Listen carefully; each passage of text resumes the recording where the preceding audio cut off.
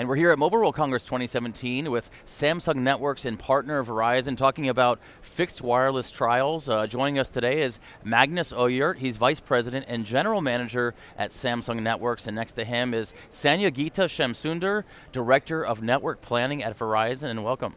Thank you very much. Glad to be here. And Sanyogita, I'd like to start with you. You had a pre-event announcement on commercial or pre-commercial 5G customer trials. Can you enhance that announcement a little bit for us? So we announced 11 market customer trial with pre-commercial equipment from our partners with complete end-to-end connectivity, and this is connected to a commercial network, and we are building more nodes up every day, and very soon we'll be approaching pre-commercial customers to test this technology with.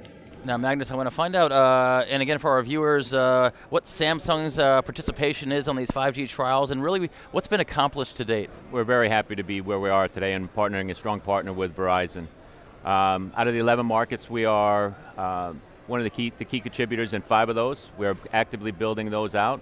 We've done end-to-end calls in 3 of the markets. We expect to have another end-to-end call by the end of next week, and the 5th market in April. Part of the trials, what we're going to be doing is also testing different topographies and also different environments in terms of residential and businesses. So can you go a little more granular in some of the technologies by Samsung in order to support these trials? Yeah, that's great. That's a great question, Abe. We bring 4 components to this trial. We're bringing the CPE, the customer premises equipment or router. We're bringing the access unit, which is also known as the base station. We're bringing the core, which is now integrated into Verizon's virtual core. But one thing that makes us unique, that really gives us end-to-end, is the chips. So a couple weeks back, we announced the new release of a new RFIC, and in the summertime, we will also introduce the new ASIC chip. And the ASIC, between those 2 chips, what's that going to allow us to do is shrink all the equipment that's pre-commercial today as we go to a commercial world.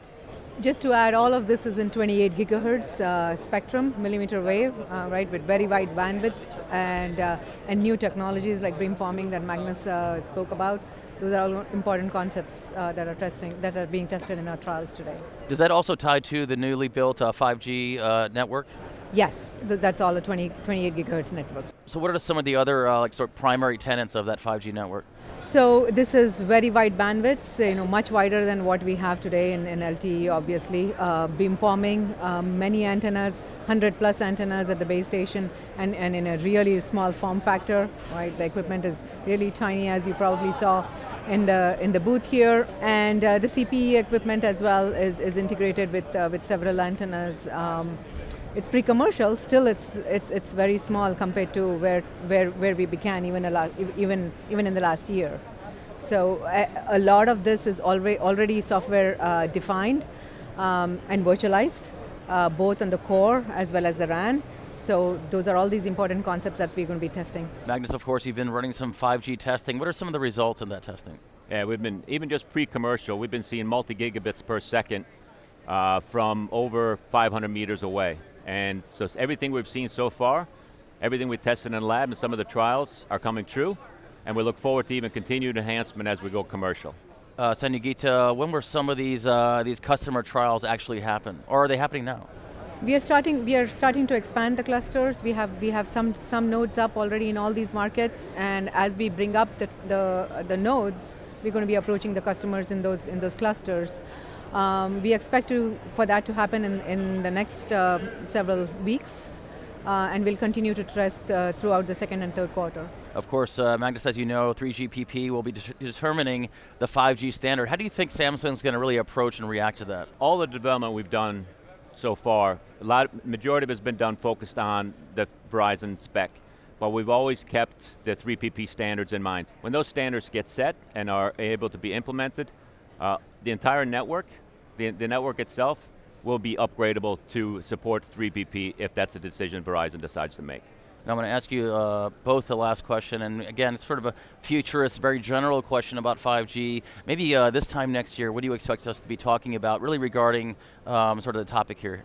We'll be going to a full commercial stage with much smaller equipment, more stable equipment, obviously, and as well as similarly both on the eNote B side and on the CPE side. What we're doing now is really building the foundation of new applications, new types of consumer products, new types of use cases for 5G.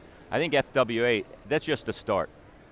If you look at what you're able to do with the low latency and the high band, I think the opportunities to whatever you ever can dream of, they're limitless. Well, it's good to have both of you on TI now. It's interesting stuff. I'm sure we'll be talking again about this very topic next year, and I'm sure your pre-commercial trials will no longer be pre-commercial trials. No, great, absolutely. Looking forward to it. Okay, good to have both of you on. Thank you very much. You. Thanks again. And to our viewers, once again, you can get all of our content on tinow.org.